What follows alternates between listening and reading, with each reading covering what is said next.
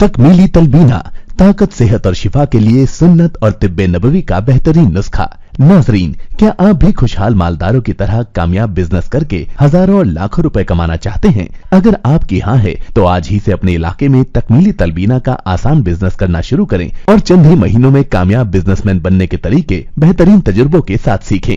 Businessman बनने का ये मौका कहीं आपके भी हाथ से चला न जाए, इसलिए अभी हमसे राब्ता करें 9890963757।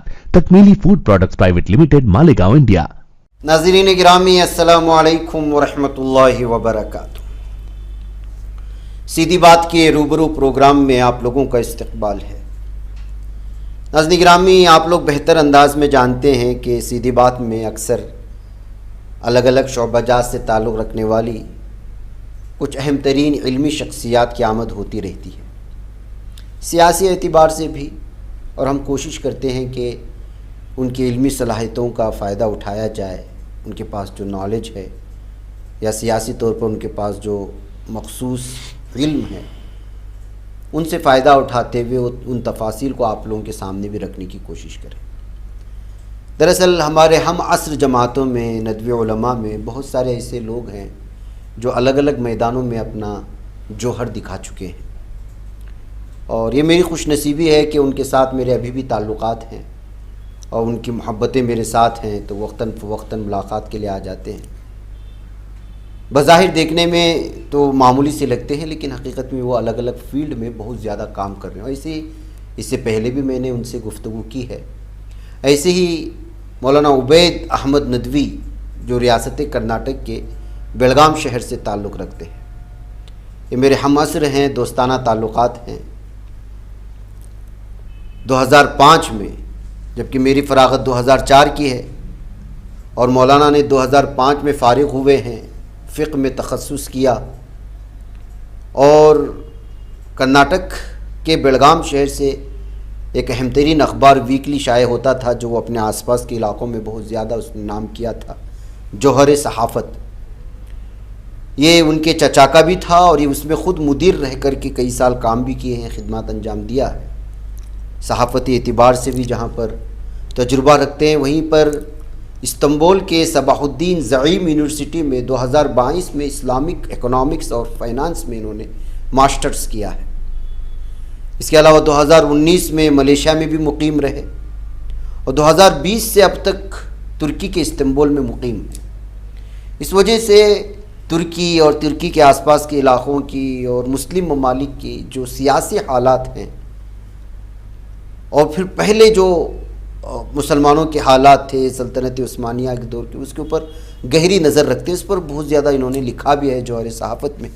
तो सोचा कि चूँकि इस वक्त उन्वान चल रहा है फ़िलिस्तीन का, और फ़िलिस्तीन को तुर्की क्यों नहीं सपोर्ट कर रहा है, ईरान क्यों नहीं सपोर्ट कर रहा है, अरब ममालिक क्यों नहीं सपोर्ट कर रहे हैं, तो इसके अपने अपने अलग अलग तरह की चीज़ें। मैंने सोचा इनसे गुफ्तगू हुई 2-3 घंटे की, तो समझा कि हमें भी कुछ बहुत सारी चीज़ें हैं जो मालूम नहीं हैं, तो सोचा कि आप लोगों के सामने भी मौलाना का कुछ ख़ास तारुफ़ हो जाए और कुछ बातें हो जाएं। तो मौलाना, अभी मैं मौलाना बोल रहा हूँ, मैं आपको असल में नाम से ही पुकारता हूँ। उबैद साहब, आप मुझे बताएं, आप साथी हैं हमारे, आप कि क्या सूरत हाल है आलम इस्लाम की। आप तुर्की में रहते हैं, तुर्की को मुनाफिक मुल्क कहा जा रहा है। मैं भी उसको कई दफ़ा अपने प्राइम टाइम में इसका इजहार कर चुका हूँ। अच्छा। इसलिए कि जो एक हवा खड़ा कर दिया था कि तुर्की तुर्की तुर्की, ड्रोन में वो आगे बढ़ रहा है, दिवाई सिस्टम में आगे बढ़ रहा है। म्यांमार का जब मामला आया तो उस वक्त खुल कर के बोला, और म्यांमार गए भी, मुसलमानों को मुलाकात किए। तो इस एतबार से तुर्की का चेहरा और एर्दोगान के आने के बाद एक अलग ही बन चुका था। लेकिन इस 3 महीने में तुर्की की पूरी पोल खुल गई है, ऐसा कह सकते हैं। आप इस सिलसिले में चूँकि वहाँ रहते हैं, करीब से देखा है, वहाँ के अखबारात का मुताला करते हैं, वहाँ की ज़बान से वाक़िफ़ियत रखते हैं, आप क्या कहेंगे इस सिलसिले में? अंसार भाई, देखिए, ग्राउंड रियलिटीज़ कुछ अलग होती हैं, प्रोपेगेंडा कुछ अलग होता है। और उमूमन इस तरह की जो ख़बरें हम सुनते रहते हैं, शुरू से हमने देखा कि जब म्यांमार का मसला चल रहा था, तो उसी ज़माने में तुर्की काफ़ी उभर के सामने आया था। اور آپ کے علم میں ہوگا کہ اس وقت یوٹیوب پہ کافی ویڈیوز چلتے تھے کہ بس جیسے کہ ہمارے اردوان صاحب ہیں وہ اپنی اہلیہ کے ساتھ وہاں گئے اور وہاں کے مظلوم مسلمانوں سے ملاقات انہوں نے کی، اور وہ لمحات بھی اس میں کیپچر کیے گئے تھے جب امین اردوان جو ان کی اہلیہ ہیں وہ ایک کسی مسلمان خاتون کو گلے لگا کر رو رہی تھیں. تو یہ وہ زمانہ تھا جس وقت میں سمجھتا ہوں کہ اس وقت ترکی کو کافی شہرت ملی اور ترکی نے مسلمانوں میں ایک ہیرو کے طور پر اپنا تعارف کرایا یا پھر ہو گیا اس کا. ٹھیک ہے. پھر اس کے بعد بہت ساری فیک نیوز بھی چلتی رہیں یوٹیوب پر. آپ دیکھتے ہوں گے کہ میانمار میں جو کچھ چل رہا تھا مسلمانوں کے خلاف، روہنگیا مسلمانوں کے خلاف، اس وقت ہمارے علم میں یہ ہے کہ اس وقت آپ نے ویڈیوز دیکھی ہوں گی کہ بس اب ترکی جو حملہ کرنے والا ہے اور بس آرمی اترنے والی ہے. اور یہ تو اس طرح کی فیک نیوز پھیلانے والے اپنے یوٹیوب چینلز کو پروموٹ کرنے کے لیے، اپنے ویوز بڑھانے کے لیے اور پیسہ کمانے کے لیے، تو یہ دجل اور فریب کا سلسلہ تو ایک شروع سے جاری ہے اور اسی کا حصہ بھی اس طرح کا پروپیگنڈا تھا، حالانکہ اس کی کوئی حقیقت نہیں تھی. ترکی نے کوئی اقدام نہیں کیا. ہاں البتہ یہ ہے کہ رجب طیب اردوغان جو ہیں بہت ہی نیک طبیعت کے اور بہت ہی سلجھے ہوئے اور انتہائی ماہر سیاستدان ہیں. اس وقت عالم اسلام میں ان جیسا کوئی بھی سیاستدان، ماہر سیاستدان جسے کہتے ہیں، جسے اپنی لمیٹیشنز بھی معلوم ہو، جسے اپنی طاقت کا بھی اندازہ ہو، جو اپنے حدود کو بھی جانتا ہو، اور ان ساری چیزوں کو سامنے رکھتے ہوئے وہ اقدام کرتے ہیں. تو ان کے بارے میں اس طرح کے الفاظ کہنا کہ منافقت ہے، یہ ساری چیزیں مناسب نہیں ہے. یہ پروپیگنڈا کا ہی حصہ ہے. ہاں ان کی طاقت اور ان کے بس میں جو کچھ ہے وہ کر رہے ہیں. مثال کے طور پر جتنے بھی ممالک ہیں جہاں پر مسلمان کسی نہ کسی درجے میں مظلومیت کا شکار ہیں، خواہ فلسطین ہو، یمن ہو، یا پھر ایک افریقی ممالک ہوں جہاں پر مسلمان یا غیر مسلم ہوں غربت کا شکار ہے، وہاں ترکی کے رفاہی کام کافی ہوتے ہیں، کافی ایڈ جاتی ہے. اور ترک مسلمان رفاہی کاموں کے معاملوں میں اور خیرات کے معاملوں میں کافی کشادہ دل ہیں اور کافی زیادہ جو ہے وہ ڈونیٹ کرتے ہیں. ان کی مختلف تنظیمیں ہیں، چھوٹے چھوٹے اوقاف ہیں. آپ دیکھیں گے کہ افریقہ کے چھوٹے چھوٹے ممالک میں جاتے ہیں، یہ جا کر وہاں پر جو ہے وہ ویلفیئر کا کام کرتے ہیں، کھانا کھلاتے ہیں، بچے غریب بچے ان کو کپڑے تقسیم کریں گے، جتنا ان سے ہو سکتا ہے یہ کرتے ہیں. تو خیر خواہی میں، ویلفیئر میں یہ قوم بہت اچھی ہے، جہاں تک ہم نے ان کو قریب سے دیکھا ہے اچھی ہے. اور جہاں تک فلسطین کا تعلق ہے، فلسطین کے تعلق سے تو گراؤنڈ ریالٹیز کو دیکھنا پڑے گا نا کہ حقیقت کیا ہے. اب پروپیگنڈا ترکی کیا کر سکتا ہے، ترکی کے بس میں کیا ہے، وہ کیا کرے گا. ہاں رفاہی کام کی حد تک ترکی وہاں بھی مدد اپنی پہنچا رہا ہے، شروع سے پہنچاتا رہا ہے، آج بھی پہنچا رہا ہے، آج بھی امداد جا رہی ہے. آج بھی آپ استنبول میں دیکھیں، حال ہی کی میں بات آپ کو بتاتا ہوں کہ استنبول میں ایک بہت بڑی ریلی نکلی ایک 1.5-2 مہینے قبل، جب یہ 7 اکتوبر کا جو واقعہ پیش آیا، اس کے بعد جب اسرائیل نے جو ہے وہ جوابی کارروائی جب شروع کی، تو کافی بڑی بڑی ریلیز پورے استنبول میں نکلی، اور اتنی بڑی ریلیز نکلی کہ چلنے کے لیے جگہ نہیں تھی. ٹھیک، اردوغان صاحب نے بھی ایک بہت بڑی ریلی کو خطاب کیا. اب دیکھیے عوامی جذبات کا بھی لحاظ رکھنا پڑتا ہے. ٹھیک ہے، عوام معلوم ہے، دیکھیے وہاں پر ترکی کی صورتحال مختلف ہے. ترکی میں 2 طرح کے لوگ آپ کو ملیں گے. ایک وہ طبقہ ہے جو اسلام پسند ہے، جو جذباتی حد تک جو ہے وہ اسلام سے وابستہ ہے. ہاں عملی طور پر تو کمیاں کوتاہیاں ہر جگہ ہوتی رہتی ہیں، لیکن ایک جذباتی لگاؤ اسلام سے، اپنے مذہب سے ہے، اور کہیں میں مسلمانوں پر کوئی ظلم ہوتا ہے تو فوراً جو ہے اس کے خلاف آواز اپنی حد تک اٹھاتے ہیں. تو ایک طبقہ یہ ہے. ایک طبقہ وہ ہے جو بالکل جو ہے وہ یہ ہے کہ اسلام سے جسے بیزار کہہ لیجئے یا پھر ملحد کہہ لیجئے، جن کو ان چیزوں میں کوئی انٹرسٹ نہیں ہے، جو یورپ مغرب زدہ ہیں، یا پھر یہ کہ یورپ کو اپنا قبلہ سمجھتے ہیں اور جو ہے وہ یورپ کو اپنا آئیڈیل مانتے ہیں. یعنی ایک سیاسی جماعت ہے، اس کے متبعین ہیں. کیونکہ اب ظاہر بات ہے پورے ترکی میں تو 100% مسلمان تو ہے نہیں، گرچہ وہ ہمارے نزدیک ایک اسلامی ملک کی حیثیت سے جانا جاتا ہے، مسلم ملک کی حیثیت سے، لیکن 100% مسلمان ہے ہی نہیں. مسلمانوں میں وہاں پر بہت سارے ایسے لوگ آپ کو ملیں گے کہ ان کے نام جو ہے عمر ہوں گے، عبداللہ ہوں گے، زینب ہوں گے، فاطمہ ہوں گے، لیکن جب آپ ان سے پوچھیں گے کہ مثال کے طور پر مذہب کا تذکرہ آئے گا تو فوراً وہ انکار کر دیں گے کہ میں مسلمان نہیں ہوں، کیونکہ اس کا وجہ یہ ہے کہ وہ یا تو ایتھیسٹ ہوتے ہیں یا تو دیئسٹ ہوتے ہیں. تو دو طرح کے لوگ ہیں، ایک اسلام پسند ہیں اور ایک ملحد ٹائپ کے لوگ وہاں پر موجود ہیں. تو یہ سارے ایک بڑی تعداد، اور جو اسلام پسند ہے وہ ظاہر بات ہے وہ ایردوان صاحب کا حلقہ ہے پورا وہ، اور ان کے حامی ہیں اور انہی کی حمایت سے. اصل میں ترکی مدد کیوں نہیں کر رہا ہے غزہ کی پٹی کے مسلمانوں کو؟ نہیں، یہ بات نہیں ہے، مدد نہیں کر رہا، وہ مدد کر رہے ہیں. مدد فلائی ٹھیک ہے، جنگی طور پر ساز و سامان فراہم کیوں نہیں کر رہا ہے؟ چلو خود کی فوج نہیں اتارا، کم سے کم جنگی ساز و سامان تو دے مجاہدین کو. وہ اس پوزیشن میں نہیں ہے.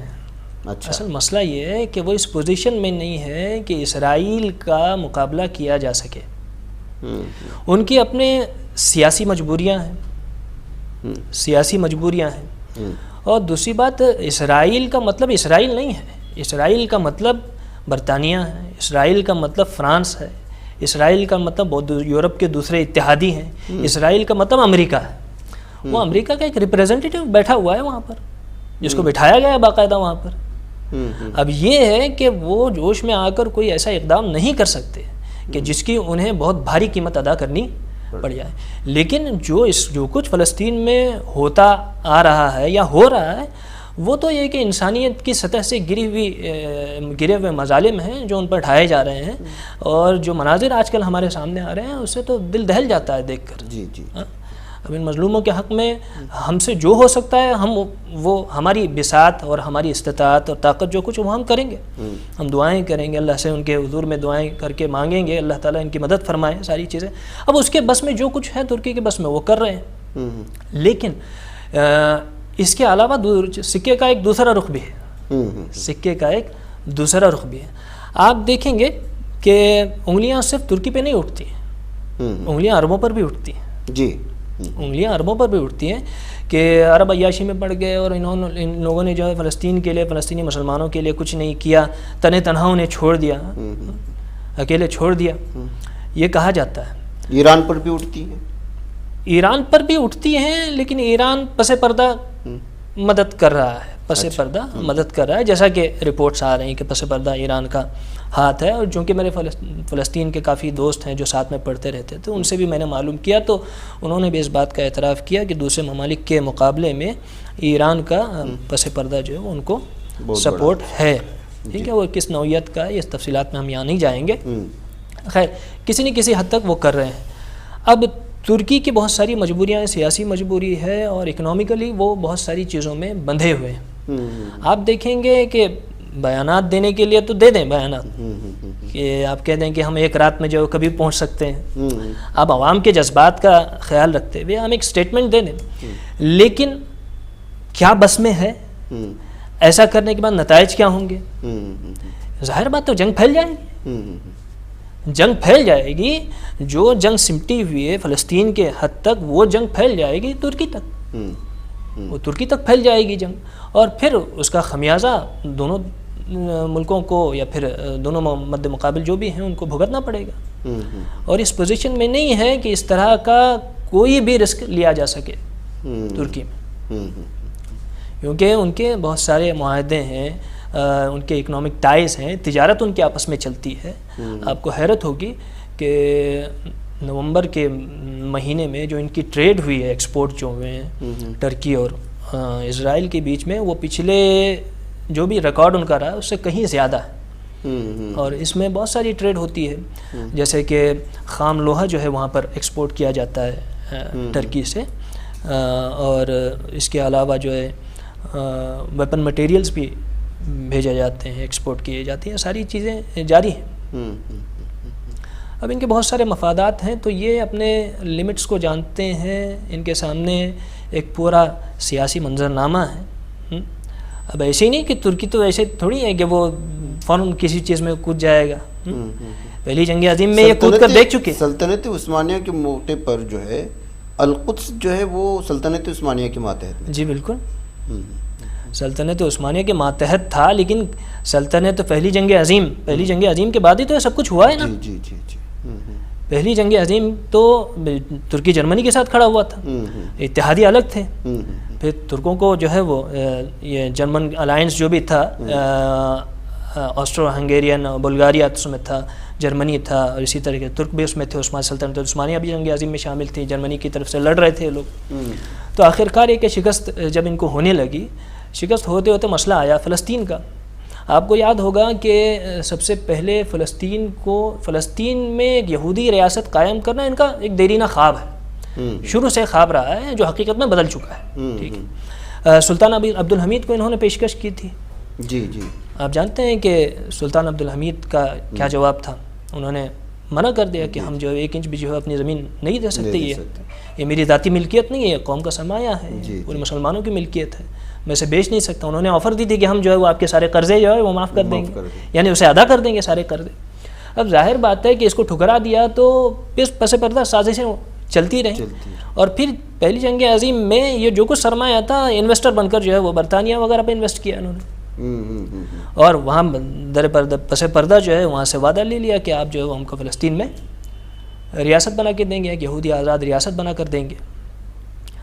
تو فائنینسنگ وہاں ہوئی، اور اس کے نتیجے میں جو ہے وہ 2 نومبر 1917 میں بیلفور ڈکلیریشن کے ذریعے سے جب جو ہے مسلمان پسپا ہوئے وہاں پر، اور فلسطین میں جب برطانیہ نے پینیٹریٹ کیا یا پھر فلسطین پر وہ قابض ہو گئے، اور قابض نہیں بلکہ اس وقت صورتحال ایسی بن گئی تھی کہ عثمانیوں کو خود فلسطین ان کے حوالے کرنا پڑا، ان کے حوالے کرنا پڑا، کیونکہ وہ نہیں چاہتے تھے کہ مقدس مقامات کی کوئی بے حرمتی ہو.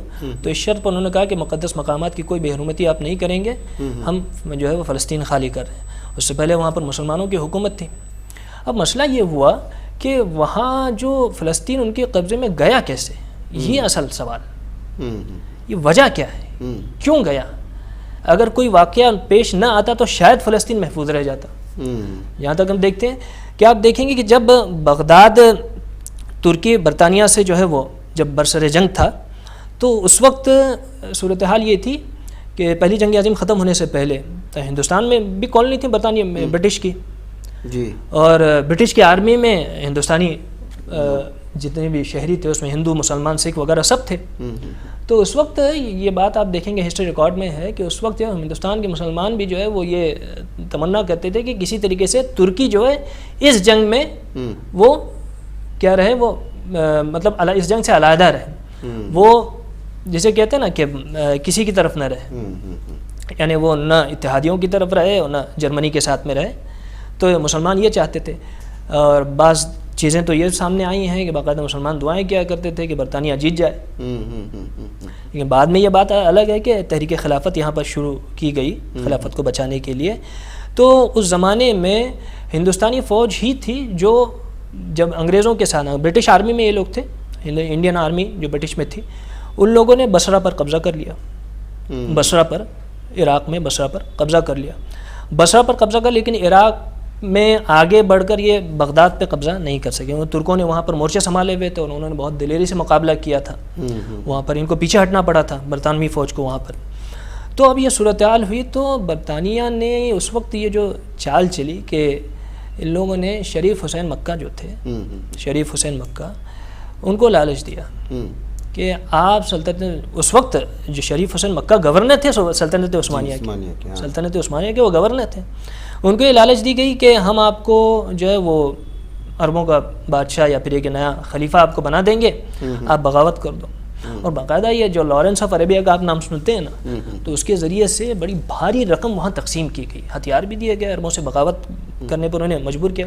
اور یہ ہمارا ایک المیہ رہا ہے مسلمانوں کا کہ موقع پرستی، مفاد پرستی، ان نے ہمیشہ ملت کا بیڑا غرق کر دیا. اور وہی وہاں پر ہوا کہ ان کو خلافت نظر آ رہی تھی، ان کو عربوں کی بادشاہت نظر آ رہی تھی، انہوں نے بغاوت کر دی، حجاز میں بغاوت کر دی، انہوں نے بغاوت کر دی، اور اوپر سے 10 ملین اس وقت جو ہے وہ $10 ملین جو ہے وہ باقاعدہ وہاں پر تقسیم کیے گئے، ہتھیار وغیرہ بھی دیے گئے ان کو، عربوں کو عثمانیوں کے خلاف بغاوت کرنے کے لیے. اب بغاوت کی تو کی، لیکن ساتھ میں ان کے ساتھ میں مل کر لڑے بھی. تو کچھ دنوں کے بعد ایسا ہوا کہ جب یہ لوگ، کچھ دنوں کے بعد بغداد بھی ان کے ہاتھ سے نکل گیا، کیونکہ مسلمانوں کی وحدت جو ہے وہ منتشر ہو گئی نا، وحدت ٹوٹ گئی، سیاسی جو وحدت تھی وہ ختم ہو گئی. اب اس میں یہ ہوگا ہندوستانی فوج نے جب بصرہ پر حملہ کیا تھا تو اس وقت یہ عرب جو سپاہی لڑ رہے تھے، عرب سپاہی جو لڑ رہے تھے، جو سلطنت عثمانیہ کی طرف سے لڑ رہے تھے، وہ بھاگ کھڑے ہوئے.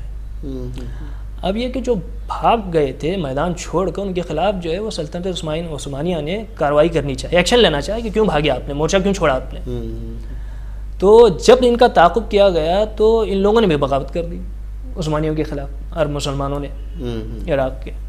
پھر نجف اور کربلا میں انہوں نے جو ہے اپنے مورچے سنبھالے اور وہاں سے جو ہے ترکوں کو بھگا دیا، وہاں سے ترکوں کو بھگا دیا. پھر اس کے بعد یہ ہے کہ کچھ دنوں کے بعد بغداد بھی ان کے ہاتھ سے چلا گیا، ترکوں کے ہاتھ سے بغداد بھی چلا گیا. اب بغداد کے بعد برطانیہ کی نظر تھی فلسطین پہ، کیونکہ ان کا پس پردہ معاہدہ ہو چکا تھا کہ فلسطین ان کو لے کر دینا ہے. اب مسلمانوں کی جو سیاسی وحدت تھی وہ منتشر بھی ہو گئی تھی، ٹوٹ بھی گئی تھی، کیونکہ یہاں پر عربوں نے بغاوت کر دی تھی، یہاں پر عربوں نے بغاوت کر دی تھی. تو جب وہ فلسطین کی طرف آگے بڑھے تو غزہ ہی وہ جگہ ہے جہاں پر ترکوں نے ان کا مقابلہ کیا، انگریزوں کا مقابلہ کیا غزہ پر. اب یہ ہے کہ دو طرف سے ان پر کس طرح سے حملہ کر کے گھیرا جائے، تو یہ شریف حسین مکہ ہی کو ان لوگوں نے استعمال کر کے اردن کی جانب سے حملہ کروا دیا، جارڈن کی طرف. ہاں، یعنی یہ ہوا کہ دیکھیے آپ ایک طرف تو یہ ہے کہ یہاں سے آپ غزہ کی طرف سے حملہ کر رہے ہیں اور ترک یہاں مورچہ سنبھالا آپ سے لڑ رہے ہیں، اب پیچھے سے اور ایک طرف سے جو ہے وہ عربوں نے حملہ کر دیا اردن کی جانب سے. اب ان کے بس میں نہیں تھا کہ دونوں جانب جو ہے وہ کنٹرول کیا جا سکے اور کسی طریقے سے فلسطین کو یا پھر فلسطین کی طرف بڑھنے سے ان کو روکا جا سکے. اب اس کا نتیجہ یہ ہوا کہ پھر جو ہے وہ ان کو ہمت ہارنی پڑی، یہ لوگ پیچھے ہٹ گئے. ایک موقع ایسا آیا کہ ان لوگوں کو پھر فلسطین ان کے حوالے کرنا پڑا. تو اس میں سوچنے کا مقام یہ ہے کہ اگر یہ غداری نہ ہوتی، اگر یہ بغاوت نہ ہوتی، اگر یہ سیاسی مسلمانوں کی جو وحدت تھی اگر یہ نہ ٹوٹتی وقتی مفاد پرستی کی وجہ سے، لالچ کی وجہ سے، تو کیا فلسطین وہاں جاتا؟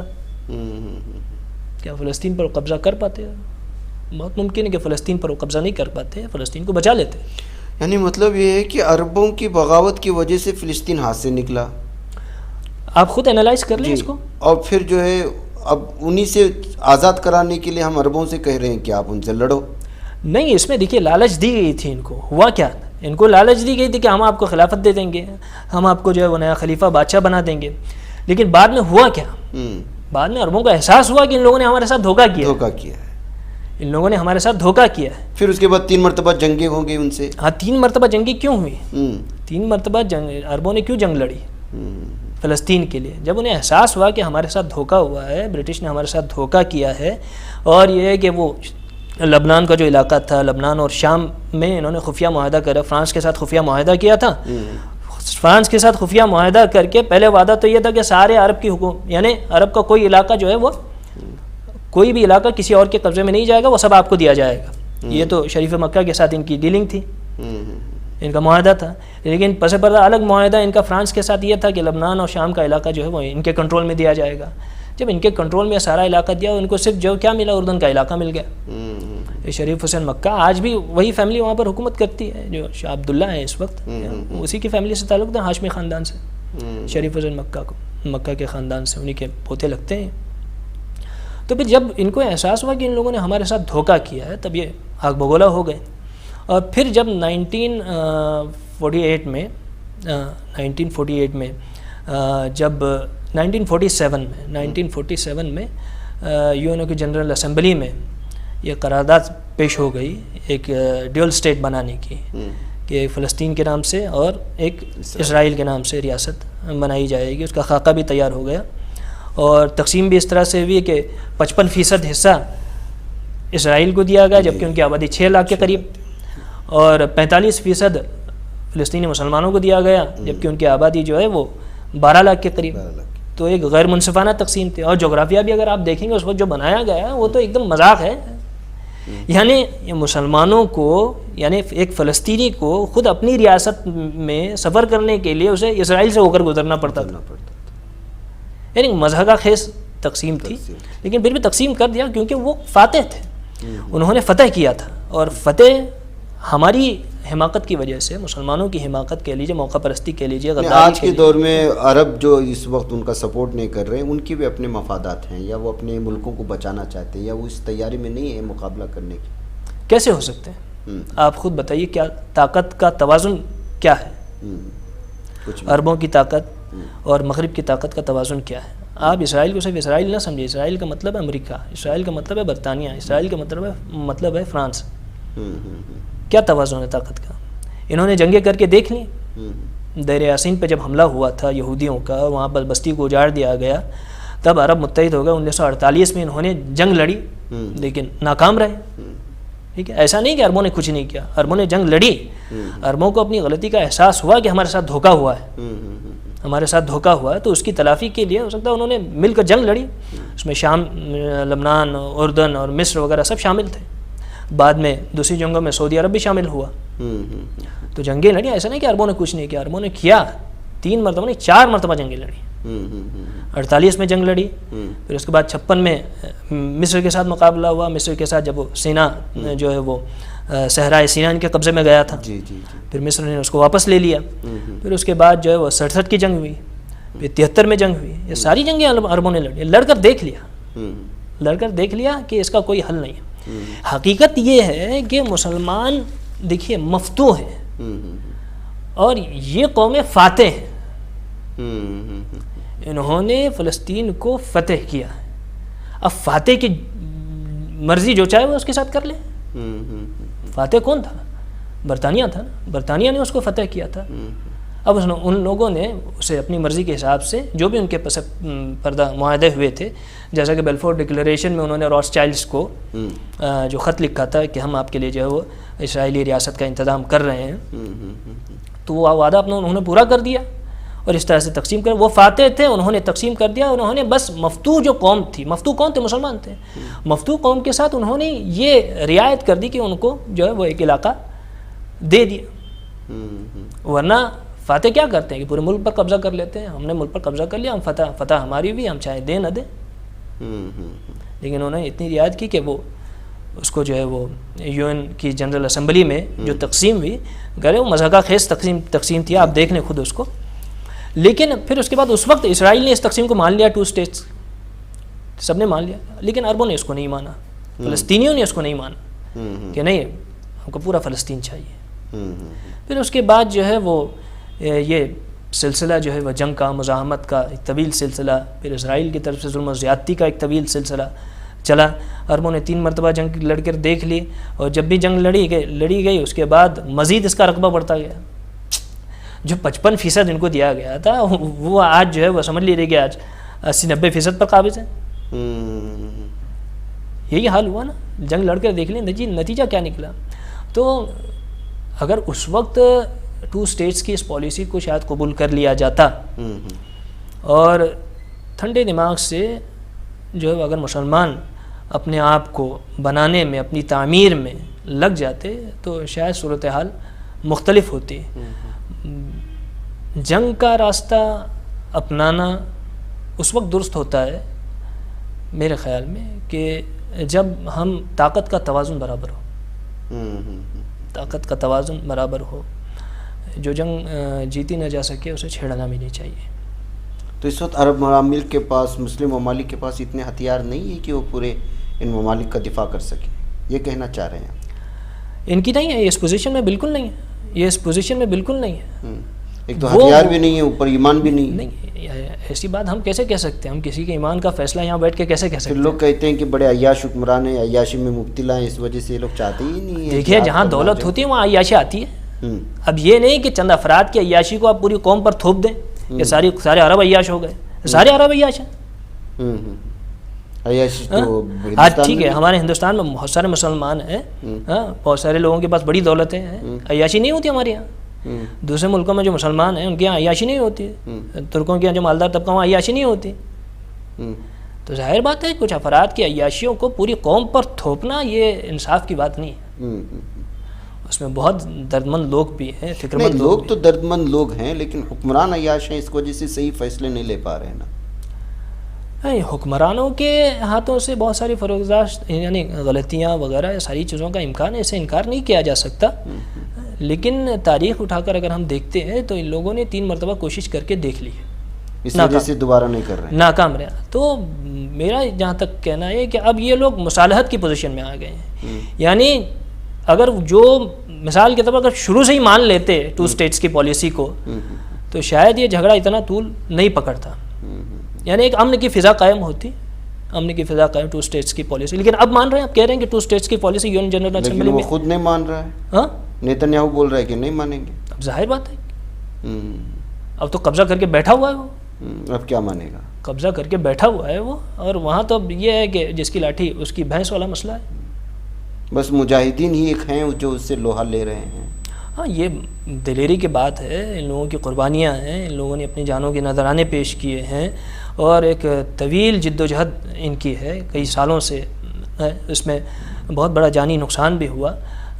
کچھ چیزیں ہوتی ہیں, دیکھیے مثال کے طور پر 7 اکتوبر کا جو واقعہ پیش آیا جس میں اسرائیل پر جو کارروائی کی گئی, وہ حملہ نہیں کہیں گے اس کو, کارروائی, کیونکہ وہ مسلسل ظلم کا شکار ہوتے آ رہے ہیں, مسلسل ظلم کا شکار ہوتے آ رہے ہیں. ان کے بچوں کو پکڑا جا رہا ہے, جیلوں میں ٹھوسا جا رہا ہے, عورتوں کے ساتھ زیادتیاں کی جا رہی ہیں اور نہتے مسلمانوں کو بلا وجہ مارا جا رہا ہے. کچھ بھی الزام لگا دیا جاتا ہے کہ ایسے کیا, حملہ کر دو, ختم کر دو.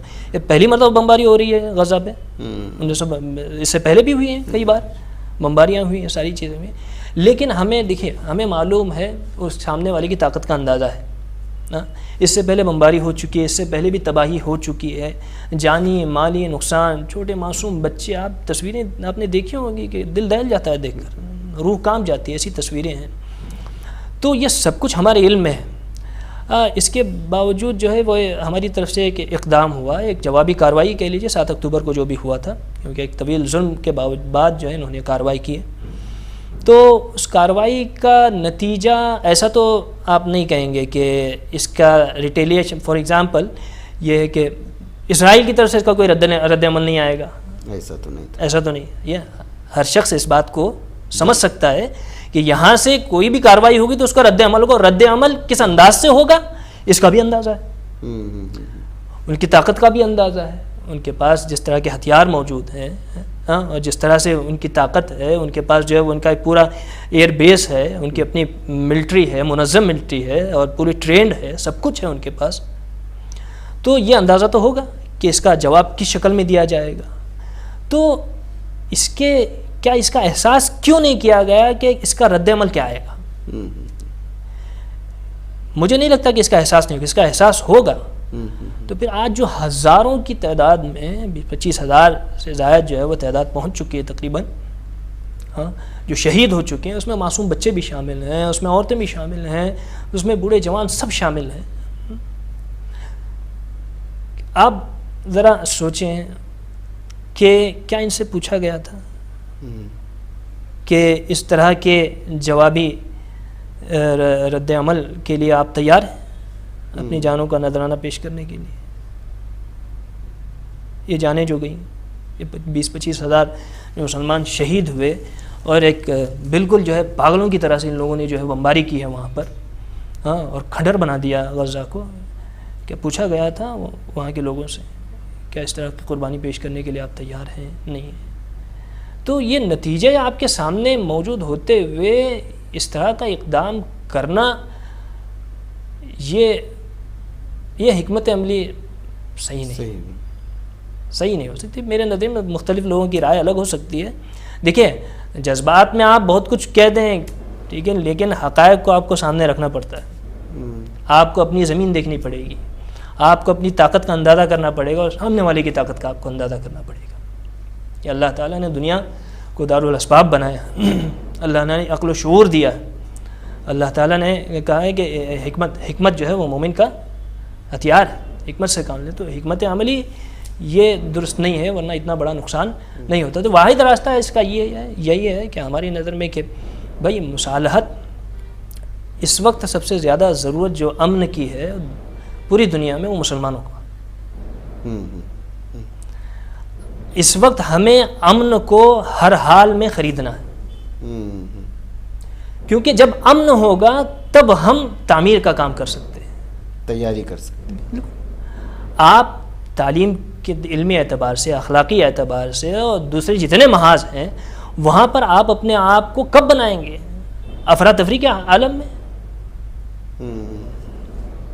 انتشار کی صورتحال میں، بدامنی کی صورتحال میں. خود کو بنانے کے لیے، اپنے ملکوں کو سنوارنے کے لیے امن کی ضرورت ہے. تو اس لیے سب سے بڑی ضرورت اس وقت امن کی مسلمانوں کو ہے، اسلامی ممالک کو.